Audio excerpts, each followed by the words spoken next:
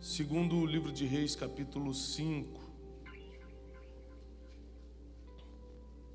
Ora, Naamã, capitão do exército do rei da Síria, era homem notável diante do seu senhor, o rei,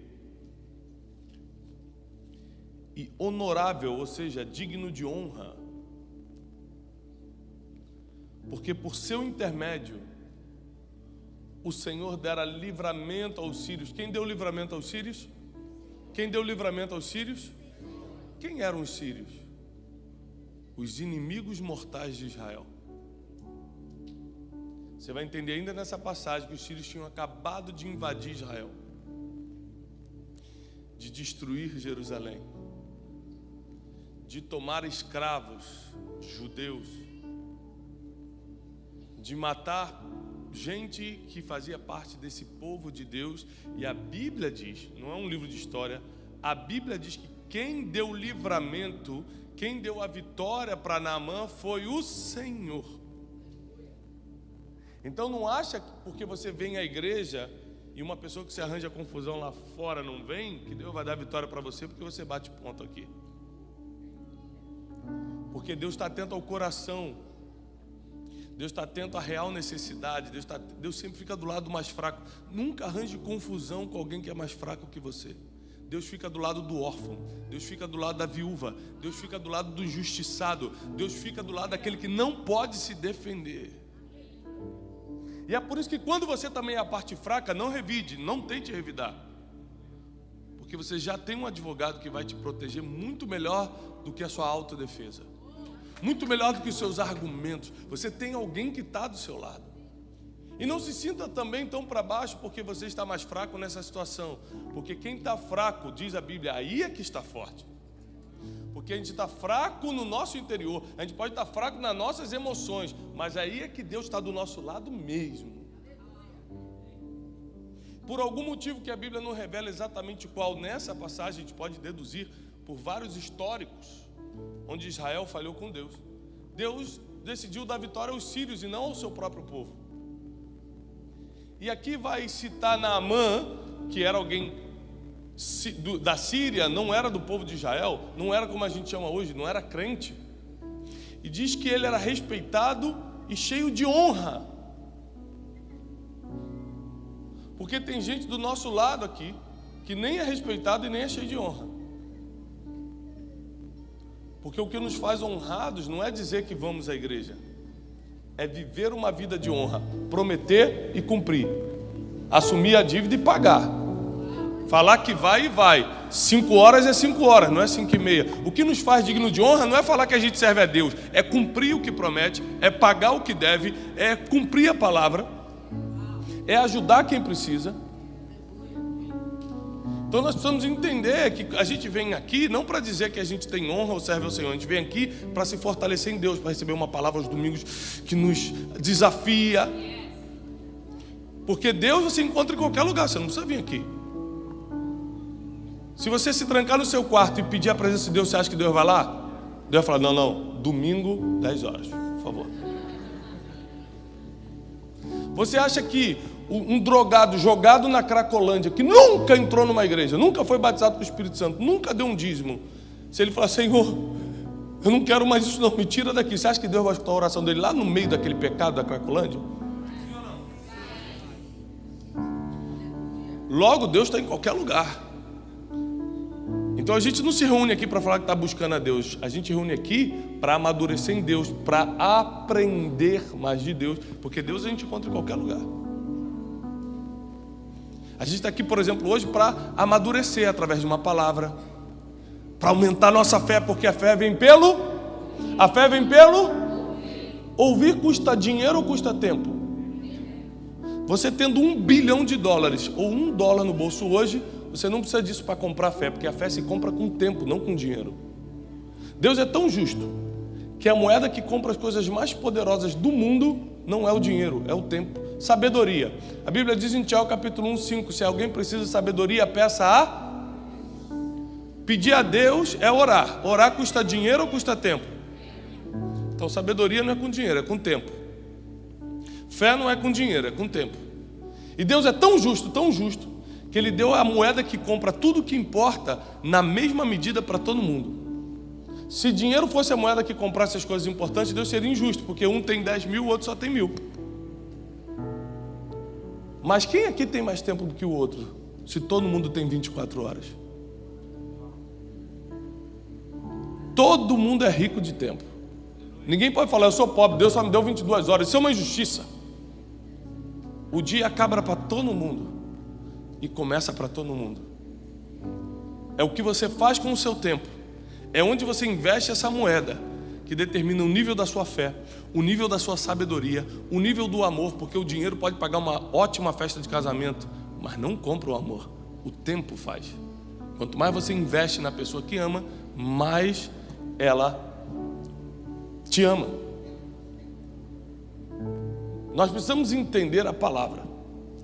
Nós precisamos entender o que Deus quer para a gente, porque a nossa geração será uma geração que vai viver grandes promessas bíblicas.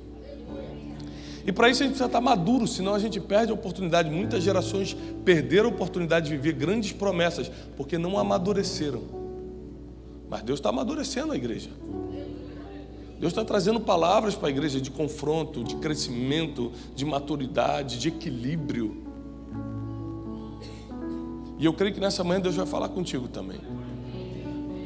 Naamã, o capitão do exército da Síria, não era de Israel, mas Deus deu vitória para ele.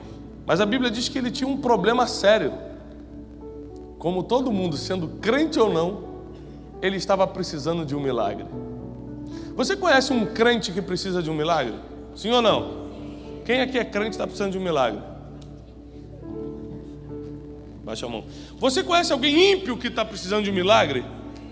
Porque milagre não é se você é crente, ou se você é da igreja ou não é, se você aceitou Jesus. Não. Milagre é para ser humano. Se você é ser humano, já está precisando de um milagre. Seja na saúde, seja nas finanças, seja na vida emocional, seja no casamento, seja na vida financeira, seja nos documentos. Em alguma coisa, o ser humano precisa de um milagre. E Naamã, apesar de ser honrado, e apesar de ter tido uma vitória pelas mãos do Senhor, ele ainda era leproso. Então nem sempre que Deus dá uma vitória, dá um milagre. Porque a vitória ele teve, mas o milagre ainda não. Por isso não confunda, quando Deus te dá coisas boas, não necessariamente Ele vai te dar um milagre. Porque muitas coisas boas que você tem, é porque você cumpriu todo o princípio para ter. Você conhece alguém que é rico, mas nunca veio à igreja? Sim ou não? Mas por que ele é abençoado financeiramente, pelo menos, e nunca veio à igreja? Porque a bênção financeira, segundo a palavra, não é em vir à igreja. São vários princípios que quem está lá fora pode até morrer e perder a salvação, mas estão cumprindo, ajudando quem precisa, dando emprego, acordando mais cedo que todo mundo para trabalhar, multiplicando a renda, investindo nos mais pobres. Você nunca vai pegar um cara que é rico e não é filantropo. Enquanto você está dando só 10% para a igreja, o cara lá fora está dando 40% para ação social, para os orfanatos, está salvando um monte de gente.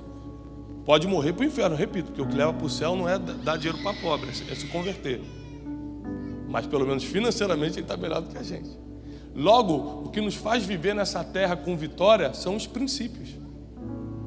Quanto mais princípio você cumprir, mais vitória você tem. Agora, o milagre já não tem a ver com princípio. O milagre é uma conexão com Deus. Deus precisa ver algo em você e decidir enviar um milagre em tua direção. E eu vim aqui para te dizer que essa manhã alguns milagres vão começar a achar o teu endereço. Milagres do céu vão começar a encontrar teu endereço. E os sírios haviam saído em companhias, versículo 2, e haviam trazido cativa, ou seja, trouxeram como escrava, repete comigo, escrava, da terra de Israel, uma pequena criada, uma menininha, e ela servia a esposa de Naamã. Eu não sei quais sofrimentos você passou na vida, mas uma coisa eu te garanto: você não sofreu como essa menina. Porque ninguém aqui veio de escravo, preso num container para trabalhar chicotada aqui nos Estados Unidos. Você decidiu sair. Essa menina não decidiu nada não. Pior, vivendo a melhor época da vida, a infância, a etapa da inocência, onde você está sonhando com o futuro, onde tudo é brincadeira, onde quer brincar de boneca, alguém mata seus pais, destrói tua cidade, te pega, te escraviza e te leva para uma cidade onde se fala outro idioma, se adora outro Deus, e agora você não vai mais brincar de boneca, agora você vai lavar prato para as pessoas, você vai limpar chão, vai dormir na hora que eles quiserem, vai acordar na hora que eles quiserem, porque a partir de agora você é uma escrava. As emoções dessa menina foram bloqueadas, os sonhos foram sequestrados, o futuro foi impedido. Porque um homem chamado Naamã, que comandava as tropas da Síria, resolveu levá-la como escrava. Eu não sei tudo que você já passou, imagino que a vida para ninguém é fácil. Eu não sei quais foram os problemas que você já teve, mas eu sei que ser humano tem problema. Agora, dificilmente você teve um buraco na alma tão grande quanto essa menina. Talvez tentaram roubar os teus sonhos, mas você ainda está aqui. Tentaram até te escravizar nas emoções ou nos sentimentos, mas você ainda está aqui. Tentaram destruir ou acabar com o teu futuro, mas você ainda está de pé. Essa menina estava escravizada, cativa, e começou a trabalhar para a mulher de Naamã. Existem situações que parecem escravidão para a gente, mas é para levar milagre para a casa de alguém. E às vezes a nossa maior bênção não vai estar em receber um milagre, vai estar em provocar um milagre. Vou repetir, porque isso é muito difícil para o ser humano entender. Às vezes a nossa maior bênção, a nossa maior libertação não vai estar em receber o milagre, vai estar em provocar o milagre para alguém. Às vezes você está precisando muito de um milagre, e Deus tem muito mais do que um milagre para você, portanto que você provoque o milagre de alguém primeiro. E a Bíblia diz assim, versículo 3: e ela disse à sua senhora, a menininha olhou para sua senhora, para a esposa de Naamã, e disse: quem me dera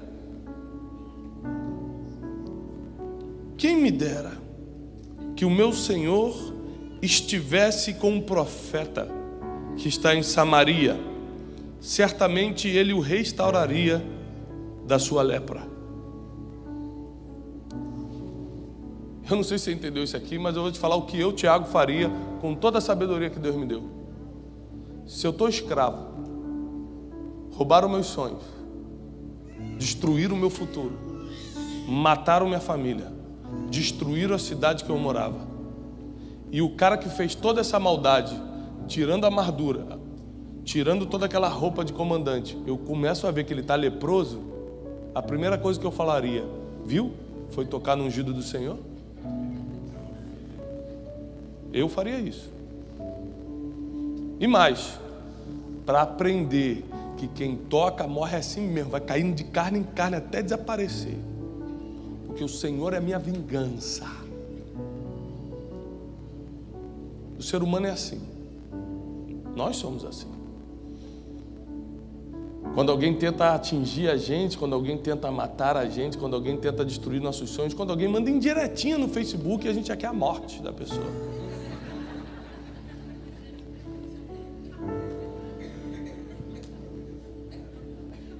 Essa menina, ela vai dar uma aula para a gente de como ser crente, de como ter o domínio das próprias emoções e de como entrar para a história, porque 3.000 anos se passaram e nós estamos aqui nessa cidade falando dela. Tem gente que morre hoje e daqui a 3 dias ninguém lembra mais quem foi. Tem gente que uma história da vida dela é contada por milênios e por gerações. E essa menina, ela vê a doença de Naamã, o homem que a escravizou, o homem que causou toda essa dor a ela, e ela acredita que a dor dele é maior do que a dela, a ponto de dar uma dica de milagre. Vou te dar uma dica que vai te levar para o milagre. Aqui em Boston não acontece não, mas lá na Flórida, onde eu estou, acontece muito. A pessoa está 20, 30 anos na América, chega o brasileiro um mês só aqui, fala, me ajuda, onde é que eu tiro a drive license? Drive license. Morei 30 anos, você chegou agora no ônibus, já quer sentar na janela?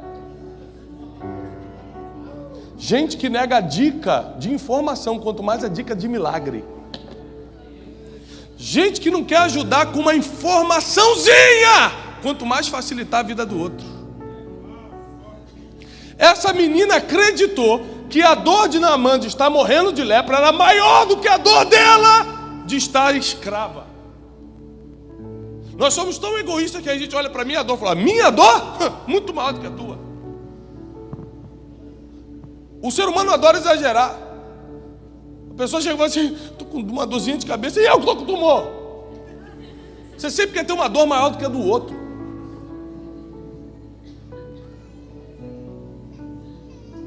Mas essa menina não. Essa menina, ela tinha algo. Hoje a inteligência emocional, a ciência chama de empatia, que é o poder de você se colocar no lugar do outro. Mas essa menina tinha a evolução da empatia, que era algo que Jesus teve, compaixão. Compaixão não é se colocar no lugar do outro, é sentir o que o outro está sentindo.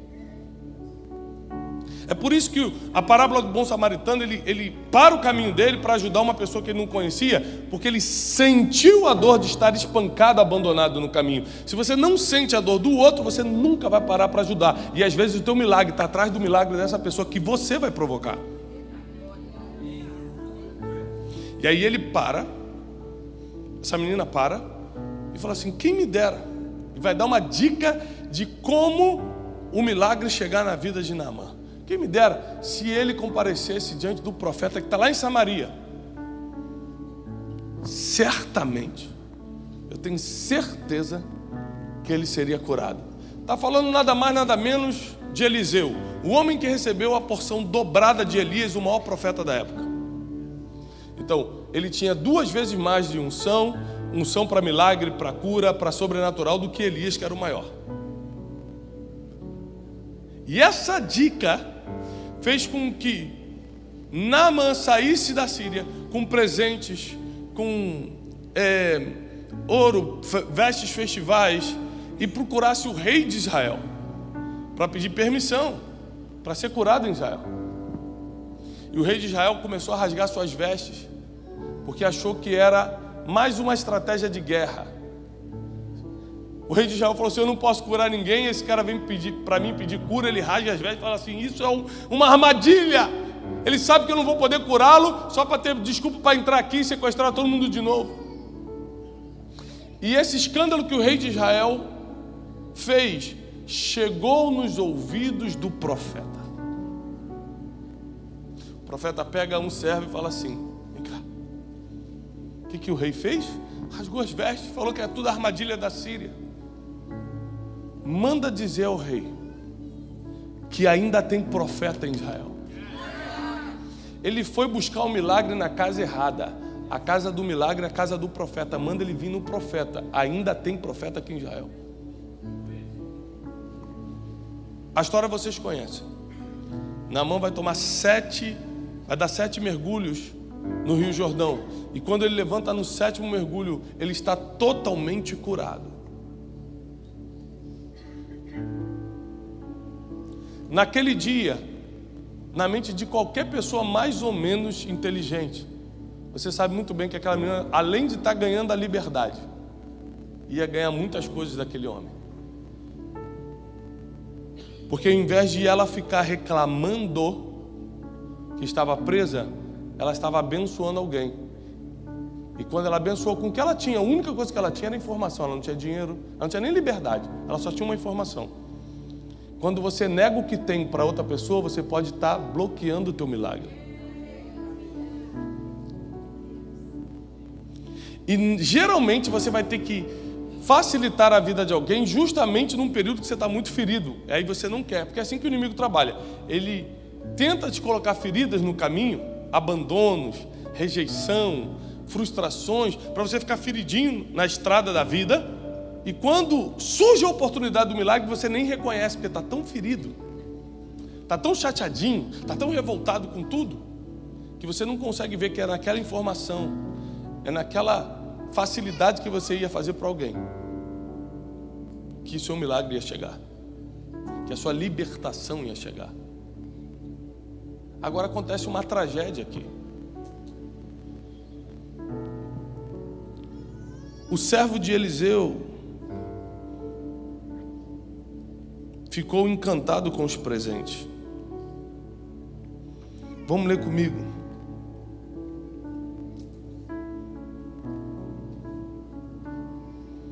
Versículo 16. Porém, Naamã disse, Eliseu disse, tão certo como vive o Senhor, eu me ponho de pé e não receberei nada de ti. Naamã levou muito dinheiro, muitas riquezas. Naamã era muito rico e resolveu o maior problema da vida dele. Quanto um rico pagaria para sair do câncer terminal? Tudo! Se ele tiver $1 bilhão, ele dá $1 bilhão para sair do câncer. Te garanto isso. Então não tinha pouca coisa aqui não, tinha muita coisa em relação a valores. E Eliseu diz assim, tão certo como vive o Senhor, não vou aceitar. Não quero receber nada. E Naamã insistiu para que ele recebesse, mas ele recusou.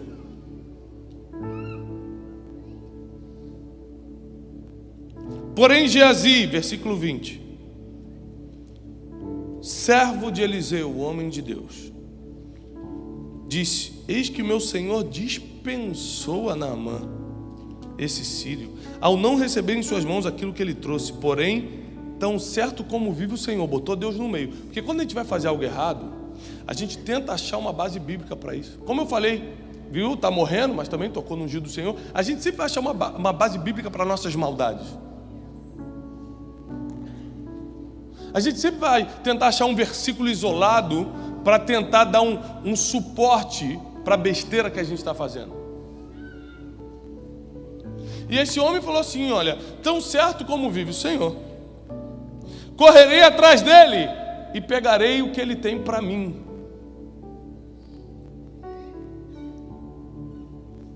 E Geazi seguiu atrás de Naamã, e quando Naamã viu que o servo de Eliseu corria atrás de si, desceu da carruagem para encontrá-lo e disse, está tudo bem? Vou te explicar isso aqui. Eliseu não negava oferta de viúva morrendo de fome, e de um homem bilionário ele negou. Tem algo espiritual aqui, porque existem recompensas que parecem que são para você, mas se você está conectado com Deus, Deus te fala que não é para você. Para quem ia toda aquela riqueza, já que Naamã rejeitou, e Naamã estava voltando com aquilo para a terra de Israel, para a terra da Síria. Imagina quando ele entrasse em casa e batesse de frente com aquela menininha rindo, e aí, deu certo? O que você acha que esse homem ia fazer? Para quem deu a dica do milagre, além da libertação, primeiro ia dar a carta de alforria, toma, volta para sua terra. Realmente tem profeta na sua terra, volta para lá. E o mínimo que qualquer pessoa decente faria assim, e leva o que você puder contigo. O teu profeta não aceitou, porque isso aqui tem endereço, era para você. Por isso ele não pegou, porque ninguém pode pegar o que é teu. Mas pessoas movidas por ganância às vezes tentam. Geazi tentou. A Bíblia diz que ele correu atrás porque ele ficou impressionado pelos valores. Tem gente que se impressiona mais com dinheiro do que com milagre. Tem gente que corre mais atrás do sustento do que da provisão. E aí Geazi corre atrás do dinheiro, estando na casa do milagre. Ele sai da casa do milagre para ir atrás do dinheiro. No caminho, Naamã reconhece e fala, o que houve? Está tudo bem? Ele falou assim, meu senhor mudou de ideia, começou a mentir. E ele vai aceitar os presentes. Não, falou, então tá bom, pode levar tudo. Então Geazi vai, esconde tudo e volta para casa como se nada tivesse acontecido. Quando ele entra em casa, Eliseu faz a seguinte pergunta: onde você estava? E aqui Eliseu vai demonstrar um poder incrível que ele tinha como profeta. Coisa de super-herói. Esses dias meus filhos são pequenos. Meu filho José do meio tem 7 anos e chegou para mim e falou assim: pai, super-herói existe mesmo? Eu falei: senta aí. A gente mora em Orlando, é a terra dos super-heróis. Eu falei: senta aí. Abri a Bíblia. Na segunda história que eu contei, ele: pai, existe mesmo. Porque quando você conta a história de Elias mandando cair fogo do céu, nossas crianças acreditam que existe super-herói. Eles não precisam acreditar no Batman, eles não precisam acreditar no super-herói, mas eles precisam acreditar que Elias mandou fogo do céu, que Jesus andou sobre o mar. Eles têm que acreditar que Moisés abriu o mar vermelho, porque se isso não é ser super-herói, eu não sei mais o que é. E Eliseu estava na casa dele. Geazi entra e fala o seguinte. E Eliseu pergunta: onde você estava? Ele falou assim: eu estava por aí. Eliseu olha para ele e fala assim: não foi o meu espírito contigo? A Bíblia mente? A Bíblia pode mentir? Eliseu ficou em corpo em casa e o espírito dele foi com Geazi para ver o que ele ia fazer. Eliseu falou: meu espírito não foi contigo quando tomaste o que não era para você. A partir de hoje, a lepra que estava sobre Naamã, ou seja, quando um demônio, a Bíblia fala sobre isso, sai da vida de alguém, ele fica rondando agora, tentando achar outro. Quando a doença sai da vida de alguém, também agora fica procurando quem tem brecha para entrar. Olha o que o Eliseu falou: a lepra que estava sobre Naamã, não é outra lepra, não é outra lepra, não é outra doença. Aquela que estava sobre Naamã agora vai se apegar a você e a toda a sua descendência. Porque ninguém rouba a bênção que estava indo para outro endereço. Ninguém pode pegar o que é teu. Sabe o que a Bíblia está dizendo? Ai daquele que se colocar no caminho da tua bênção. É por isso que eu nunca impeço a bênção de ninguém. Eu posso até não gostar da pessoa. Você sabe que você dá para amar a pessoa em Cristo e não gostar dela, né? É possível.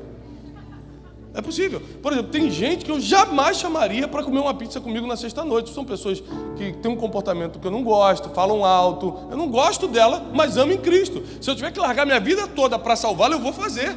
Se eu tiver que tirar do meu para abençoá-lo um dia, eu vou fazer, porque eu a amo em Cristo. Se eu tiver que... Eu não tenho problema de fazer coisas relacionadas ao amor, mas a gostar, que é a afinidade, eu não gosto. Eu não gosto de todo mundo, mas amo em Cristo. Deu para entender isso? Esclareceu muita coisa agora, né? Ah, irmã, então para de me ligar. Não gosto de você, eu só amo em Cristo. E porque você ama em Cristo, você não deixa de abençoar quem você não gosta. Porque você a ama em Cristo, você não deixa de ser educado, de ser cordial, de orar, por mais que você não goste. E a lepra se apegou a Geazi. A Bíblia diz que na mesma hora ele ficou branco como a neve. A lepra se apega a ele, porque ele se meteu na bênção, na riqueza que estava indo para outro endereço. O resumo dessa mensagem é que toda vez que você facilitar a vida de alguém, por mais que essa pessoa tenha te ferido, tesouros começam a vir em sua direção. Toda vez que aquilo que você tem, você consegue compartilhar com quem precisa, por mais que essa seja a mesma pessoa que te feriu. Acredite, queridos, muitas vezes na minha vida recente, eu tive que abençoar pessoas que tentaram me destruir há 5 anos atrás. Quando eu estava quebrado, arrebentado, aquelas pessoas que ficavam pulando em cima assim: morre, morre! E são pessoas que hoje me dizem: Tiago, você pode me ajudar, por favor? Eu estou precisando disso. Claro, posso. Porque se as minhas emoções forem maiores do que a vontade de ver bênção vindo em minha direção, eu estou maluco. Então eu prefiro matar minhas emoções negativas, para que as bênçãos continuem fluindo ao meu favor. E as bênçãos fluem não é porque eu tenho um pensamento positivo, aí tomara que aconteça, é porque eu cumpro a palavra. Quem cumpre a palavra, começa a vir carruagem de bênção sobre a sua direção. Deus te trouxe até aqui nessa manhã, porque você precisa aprender a facilitar a vida das pessoas. Tem 2 tipos de gente. Eu acabei de escrever um livro que vai sair mês que vem, chamado Especialista em Pessoas. Aí tem um capítulo que eu falo sobre 2 tipos de pessoas, os facilitadores e os bloqueadores. Tem gente que adora bloquear a vida dos outros. Quantas vezes eu cheguei no check-in de um aeroporto correndo, viajo todo dia de um lado para o outro, pegando avião, moça, desculpa, falta 10 minutos, dá tempo para eu entrar, moça. Fazendo unha no check-in, atendente. Não dá tempo não. Falei, moça, falta 5 minutos, dá sim. Eu estou sem mala para embarcar, só a senhora me dá a passagem que eu corro. Não dá tempo! Aí a moça do meu lado, você é o Tiago? Foi só. Vem cá, a moça do check-in do lado. Corre lá, dá tempo, corre. Aí eu tinha 2 opções. Obrigado, irmã, Deus te abençoe, correr, ou passar com a passagem na cara da outra assim. Minha vitória, jovem, tem sabor de mel. É o que a gente às vezes faz. A gente, em vez de aproveitar nosso milagre, a gente para se vingar. Qual o nível de doença emocional que nós estamos? Falei, obrigado, querida, Deus te abençoe. Uma do lado da outra. Uma queria bloquear meu dia, porque eu estava indo para uma cidade do interior abençoar milhares de pessoas. Uma tentou bloquear, a outra facilitou. Tem gente que nasceu para facilitar a vida dos outros, como essa menininha, no meio da dor, no meio do sofrimento, no meio da angústia, facilitou a vida do algoz, de quem feriu. E tem gente que, porque está fazendo a unha, porque está de mau humor hoje, quer estragar a vida de todo mundo. Você precisa decidir em qual grupo você vai estar, porque as pessoas vão se lembrar, depois de você partir dessa terra, se você foi um facilitador, um bloqueador da vida delas. Tem gente que quando parte, todo mundo fala, nossa, que generoso, sempre atendia quando eu precisava, olha, orava por mim, nossa, amigo me ria, cumprimentava. Às vezes tudo que você tem é só um sorriso, você não tem dinheiro, não tem família, não tem documento, a única coisa que você tem é um sorriso. Aí você se vai ficar triste. A única coisa que você tinha é um sorriso, você quer ficar triste. Aí não tem nada.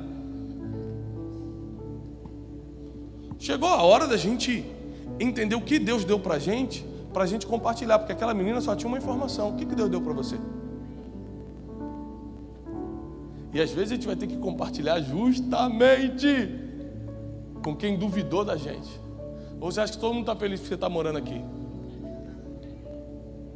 Você acha que todo mundo torce? Ai, que lindo, está lá na neve. Tem gente assim, desprovida de graça. O que essa mulher está fazendo lá e eu estou aqui? A gente precisa entender que nem todo mundo vai se alegrar com a gente. Nem todo mundo tem o discernimento de espírito que a gente tem. Nem todo mundo tem um Espírito Santo agindo a favor, como a gente tem. Então quem tem que ser forte é a gente. Quem tem que perdoar é a gente. Quem tem que deixar para lá é a gente. Quem tem que avançar rumo ao milagre é a gente. As pessoas não sabem como fazer, a gente já sabe.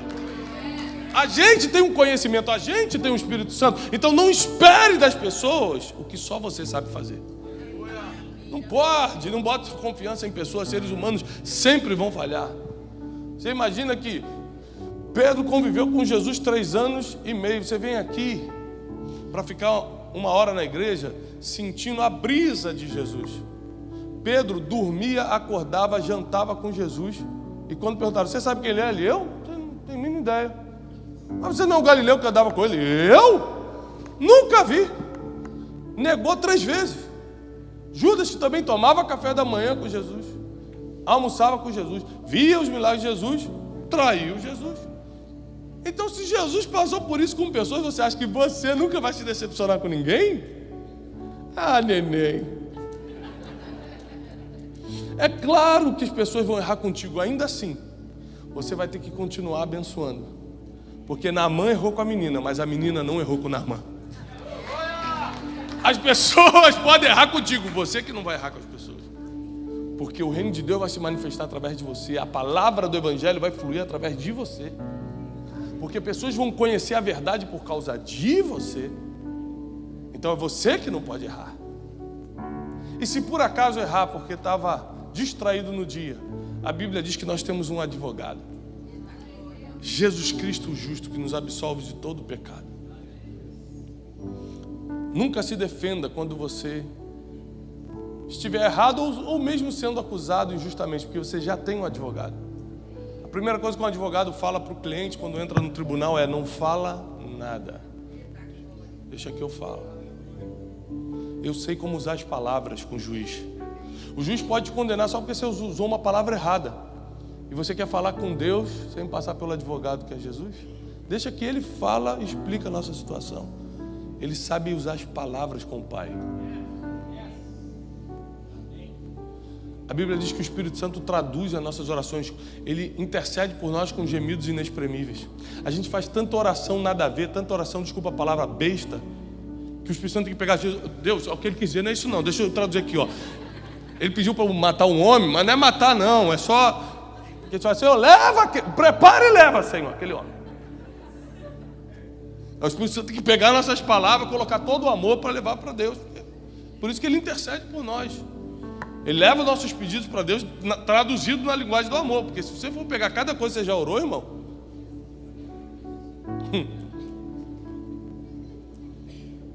tem crente que parece que é macumbeiro. Está orando para o outro morrer. Mata não, Senhor, só bota no acidente só para ele aprender que com Deus não se brinca.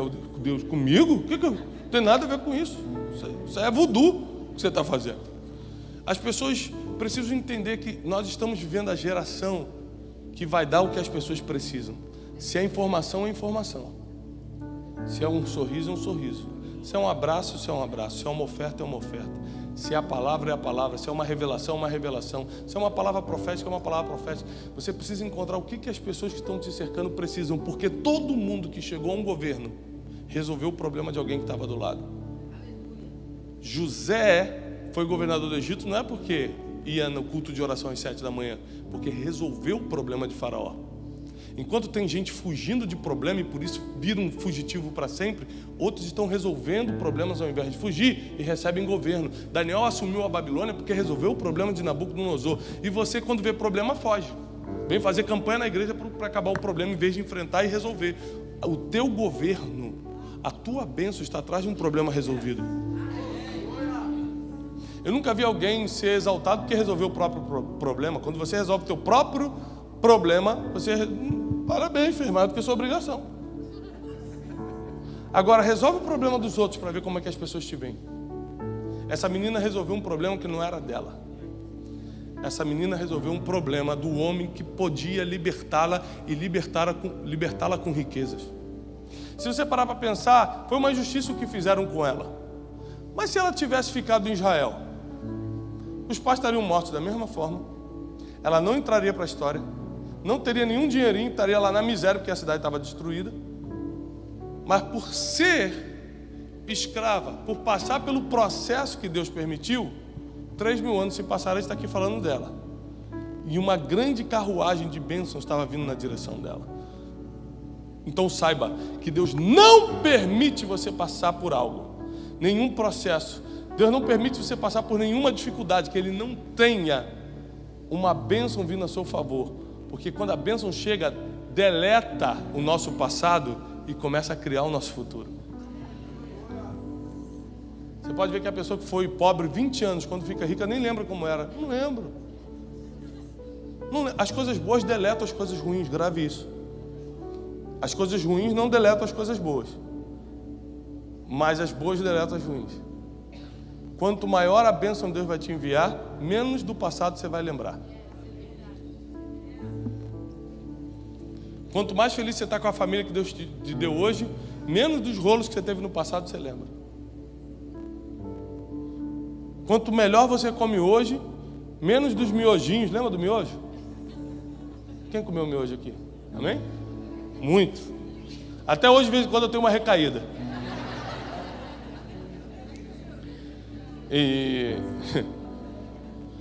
Mas menos a gente lembra disso, porque chegou um tempo de vitória. E quando a bênção chega, Deus vai amenizando as dores do passado. Deus me enviou nessa manhã para te dizer que você tem algo em você que precisa ser compartilhado com pessoas, inclusive, talvez, com pessoas que te feriram. Porque a Bíblia diz que a única forma da gente ser chamado filho do Deus vivo e amontoar brasas vivas sobre a nossa cabeça, ter unção, ter autoridade, é justamente dar de comer ao inimigo, perdoar quem feriu, dar de beber para o inimigo que tem sede. porque assim vocês vão amontoar brasas vivas sobre sua cabeça e serão chamados filhos do Deus vivo. Não é todo mundo que pode ser chamado filho de Deus. Todo mundo é filho de Deus. Mentira. É só quem alimenta o inimigo. Filho de Deus é essa menina que deu a informação para quem a sequestrou. A informação do milagre. Existem informações que estão em você, literalmente informações do milagre. Você às vezes pode facilitar a vida de alguém dando uma informação, acompanhando ela num lugar.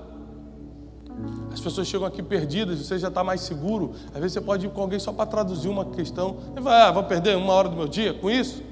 Mas alguém perdeu 1 hora contigo, para você estar seguro hoje. E a Bíblia diz que tudo que o homem plantar, certamente ele colherá. Tudo que você está fazendo hoje está criando o seu amanhã. Cada gentileza ou grosseria, cada ajuda ou desperdício, cada oração ou oração contrária, cada oferta ou cada retenção de oferta. Tudo que você está fazendo hoje, de alguma forma, está criando o seu amanhã, o seu futuro.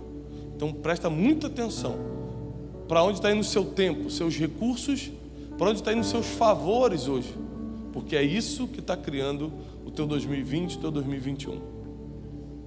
Nessa manhã, eu tenho certeza que existem pessoas que, enquanto eu estava ministrando, o Espírito Santo foi colocando no teu coração um desejo de ajudar mais pessoas. E você lembrou, inclusive, de coisas que você poderia ter facilitado a vida de alguém, mas em vez de facilitar, omitiu. Às vezes você até prejudicou. Às vezes você só omitiu. Falou, não vou fazer nada não. Às vezes você até prejudicou. Além de não fazer nada, ainda fez algo para atrapalhar. Eu quero fazer 2 apelos. O primeiro é um pedido de perdão. A gente sempre tem que estar se arrependendo diante de Deus. E hoje, especificamente por causa das bênçãos que eu vejo no mundo espiritual vindo sobre a vida de vocês, e não são poucas, a gente precisa se arrepender diante de Deus se por acaso nos omitimos ou prejudicamos alguém ao invés de facilitar. Se você que está aqui hoje, durante a ministração da palavra, o Espírito Santo te lembrou situações, pessoas, e você quer se arrepender diante de Deus, como eu já fiz várias vezes nessa situação de pedir, Deus, eu podia ter ajudado, me perdoa, não coloque isso sobre mim, me dá outra chance que vai ser diferente. Se você acha que precisa fazer isso, se arrepender diante de Deus para começar um novo tempo, um tempo onde você vai facilitar a vida das pessoas, venha no altar, porque eu preciso orar por você, eu preciso declarar esse tempo profético sobre a tua vida, em nome de Jesus.